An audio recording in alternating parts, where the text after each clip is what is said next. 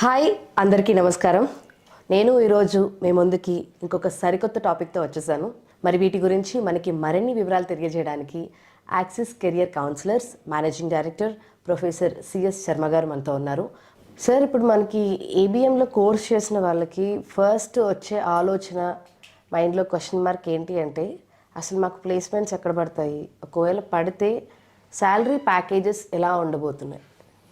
అవును. ఇప్పుడు జనరల్గా ఏంటంటే వాళ్ళకి చాలా ఇప్పుడు అందరూ ప్రతి స్టూడెంట్ ఎలా ఉన్నారంటే సాఫ్ట్వేర్ ఇండస్ట్రీతో కంపేర్ చేస్తున్నారు. ఫస్ట్ అంటే సాఫ్ట్వేర్లో ఏంటి శాలరీ ప్యాకేజ్ చాలా హైగా ఉంటాయి.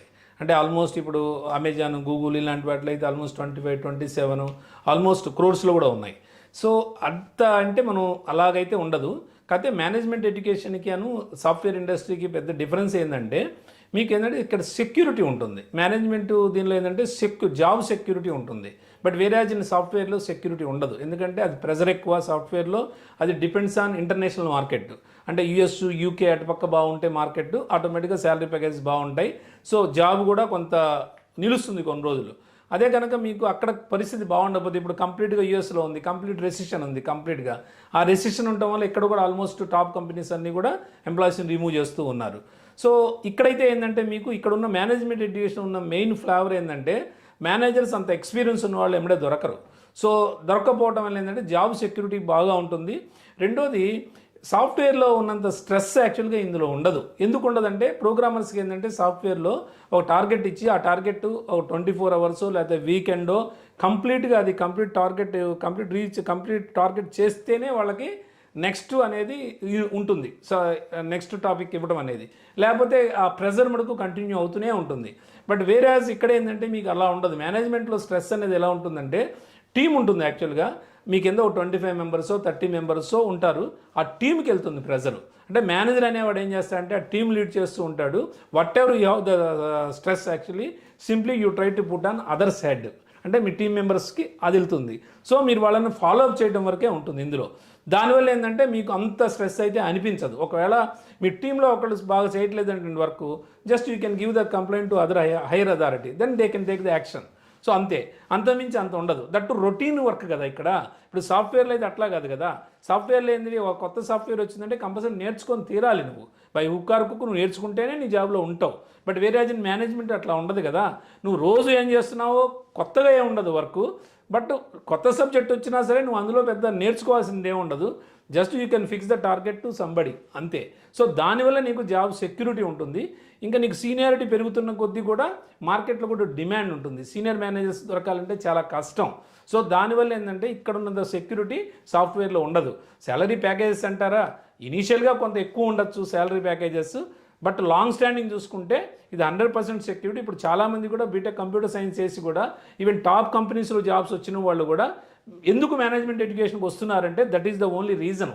ఎందుకంటే స్ట్రెస్ ఎక్కువ అవడం వల్ల మనకి డయాబెటిక్ అటాక్ అయిపోతుంటుంది, బీపీ ఎక్కువ వచ్చేస్తుంటుంది, లావ్ అయిపోతుంటారు జనాలు. దట్టు కూర్చొని చేయాలి అది కంప్లీట్ జాబ్ సాఫ్ట్వేరు. సో దానివల్ల కూడా విపరీతంగా ఒళ్ళు వచ్చేస్తుంది, ఊబకాయం వచ్చేస్తూ ఉంటుంది. సో ఇవన్నీ ఒక ఏజ్ అంటే ఒక 30-35 ఇయర్స్ దాటిన తర్వాత దాని ఇంపాక్ట్ చాలా ఎక్కువ ఉంటుంది. అట్లానే ఐకి కూడా ఎక్కువ ఉంటుంది దాని ఇంపాక్ట్. సో ఇవన్నీ మేనేజ్మెంట్లో అవన్నీ ఉండవు కదా ఇక్కడ కంప్లీట్గా వాళ్ళు తిరుగుతూ చేస్తూ ఉంటారు, హ్యాపీగా అందరితో మీటింగ్స్ పెడుతుంటారు. అంటే they can enjoy with job అనమాట. అది మెయిన్ ఫ్లేవర్ ఇందులో మేనేజ్మెంట్ ఎడ్యుకేషన్లో.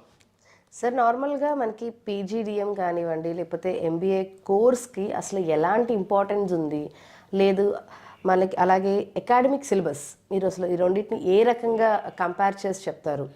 అంటే సిలబస్ పరంగా డెఫినెట్గా రెగ్యులర్గా అది ఆల్రెడీ ఇంతకుముందు కొంత చెప్పున్నాము. సిలబస్ పరంగా ఏంటంటే టోటల్గా అంటే రెగ్యులర్ ఎంబీఏతో పోల్చినప్పుడు పీజీడిఎంతో వచ్చినప్పుడు మనకి సిలబస్ అనేది టోటల్గా కంప్లీట్గా డిఫరెన్స్ ఉంటుంది. ఎలా ఉంటుంది అంటే మీకు ఇక్కడ సెమిస్టర్ సిస్టమ్ వచ్చి అక్కడ 2 సెమిస్టర్స్ ఉంటాయి ఇయర్లీ, ఇక్కడ 3 సెమిస్టర్స్ ఉంటాయి. అక్కడ ఫ్యాకల్టీ వచ్చేసి ఓన్లీ అకాడమిషియన్స్ ఉంటారు. అంటే డాక్టరేట్ ఉంటే చాలు అక్కడ ఈజీగా వాళ్ళకి వచ్చేస్తుంది జాబ్ అకాడమిక్ పరంగా. కానీ బిజినెస్ స్కూల్స్లో డాక్టరేట్ అనేది పెద్ద ఇంపార్టెంట్ కాదు. అక్కడ ఇండస్ట్రీలో ఎన్ని రోజులు వర్క్ చేశారు, వాళ్ళు అకాడమిక్గా బాగున్నారా లేదా, అట్లానే ఇండస్ట్రీ ఎక్స్పీరియన్స్ ఉందా లేదా, ఇవన్నీ క్రైటీరియా ఇక్కడ ఫ్యాకల్టీగా రావాలంటే. ఇంకొకటి ఏంటంటే కొన్ని బిజినెస్ స్కూల్స్ ఎలా చూస్తున్నాయంటే వాళ్ళకి ఇంటర్నేషనల్ ఎక్స్పోజర్ కూడా ఉండాలి ఫ్యాకల్టీకి. అంటే ఇంటర్నేషనల్ ఎక్స్పోజర్ వాడి అక్కడ బయట కంట్రీస్లో చదివన్నా ఉండాలి, లేదా కనీసం అక్కడ వర్క్ చేసినా ఉండాలి, కనీసం 5-6 ఇయర్స్. అలాంటి వాళ్ళనే ఫ్యాకల్టీగా తీసుకుంటారు. ఎందుకంటే మనకి మేనేజర్గా రాణించాలంటే ఫస్ట్ ఏంటంటే మీకు మంచి ఎక్స్ట్రాడనరీ కమ్యూనికేషన్ స్కిల్స్ ఉండాలి, రెండోది నెగోషియేషన్ స్కిల్స్ ఉండాలి. ఇవన్నీ మీకేంటి మంచి ఇంగ్లీష్ ఉంటేనే మీకు అవుతుంది. సో ఫ్యాకల్టీ కూడా మంచి టాప్ ఇంగ్లీష్ మాట్లాడుతూ ఉంటే ఆటోమేటిక్గా పిల్లలు కూడా అది అడాప్ట్ అవుతూ ఉంటారు. కాబట్టి అందుకని ఫ్యాకల్టీని రిచ్ ఫ్యాకల్టీని తీసుకొస్తారు, ఇంటర్నేషనల్ ఎక్స్పోజర్ ఉన్న వాళ్ళని తీసుకొస్తారు, ఇండస్ట్రీ ఎక్స్పోజర్ ఉన్న వాళ్ళని తీసుకొస్తారు. అది మెయిన్ అడ్వాంటేజ్ మనకి బిజినెస్ స్కూల్స్లో. ఇంకా చెప్పాలి అంటే ఇక్కడ ఏంటంటే సిలబస్ అనేది only they can focus on 50% only. PGDM అంటే ఏంటంటే సిలబస్ అనేది దే ఫోకస్ ఆన్ 50%. అంటే మీకు ఎంబీఏ అనేది ఏంటంటే టెక్స్ట్ బుక్స్లో ఏమున్నదో అది రాస్తే మార్క్స్ వచ్చేస్తాయి. అంటే మనకి బైహార్డింగ్ టైప్ అనమాట. ఇప్పుడు మనకి ఇంటర్మీడియట్ 10th స్కూల్స్ ఎలా బైహార్డ్ చేస్తున్నారో అలాగే ఇప్పుడు అందుకే ఇప్పుడు రెగ్యులర్ ఎంబీఏ కొంతమంది చేస్తూ ఉంటారు. చాలామంది కాలేజీలకు వెళ్ళరు, just they can manage the attendance. అంటే కొన్ని ఎఫిలేటెడ్ కాలేజెస్లో ఆల్రెడీ వాళ్ళకి ఏంటంటే ఫీజు కూడా 30,000 40,000 ఉంటుంది. జస్ట్ వాళ్ళు చూసుకుంటారు, రిపీటెడ్గా ఒక 3 years 4 years క్వశ్చన్స్ చూసుకుంటే అవే ఉంటాయి మళ్ళీ నెక్స్ట్ కూడా. సో ఆటోమేటిక్గా అవి రాసేస్తే వాడికి 80% వచ్చేస్తుంది. బట్ యాక్చువల్లీ వాడు ఇంటర్వ్యూకి వెళ్తే చెప్పుకోవడానికి ఎంబీఏ డిగ్రీ కానీ ఈ కెనాట్ ఓపెన్ ద మౌత్. అంటే నేను చాలామంది చూస్తుంటాను కదా ప్రాక్టికల్గా, వాడు ఇంటర్వ్యూకి వస్తాడు, వచ్చినప్పుడు కనీసం say something about your self అంటే కనీసం ఒక 1 minute కూడా వారి గురించి వాడు చెప్పుకోలేడు. సో వాడు ఎలాగ మేనేజ్మెంట్ ఎక్స్పర్ట్ అవుతాడు రేపు బయటకు వెళ్తే, అసలు ఎలాగ వాడు మేనేజర్గా ఫిట్ అవుతాడు. సో ఇవన్నీ మనకి చూసుకొనే బిజినెస్ స్కూల్స్లో సిలబస్ అనేది కంప్లీట్గా 50% అకాడమిక్ మీద ఉంటుంది, రిమైనింగ్ 50% గ్రూప్ డిస్కషన్స్ లేకపోతే డయా స్పీకింగు, లేదంటే ఇంకా ఈవెంట్ మేనేజ్మెంటు. అంటే డిఫరెంట్ ఈవెంట్స్ ఉంటాయి బిజినెస్ స్కూల్స్లో. కమ్యూనికేషన్ ఉందనుకోండి, కమ్యూనికేషన్ క్లబ్స్ ఉంటాయి. అలానే మీకు వచ్చేసి కొన్ని ఈవెంట్స్ జరుగుతుంటాయి కాలేజెస్లో రెగ్యులర్గా. సో దానికి మెంబర్స్ ఉంటారు, దానికి ప్రెసిడెంట్ సెక్రటరీ ఇట్లా మెంబర్స్ ఉంటారు.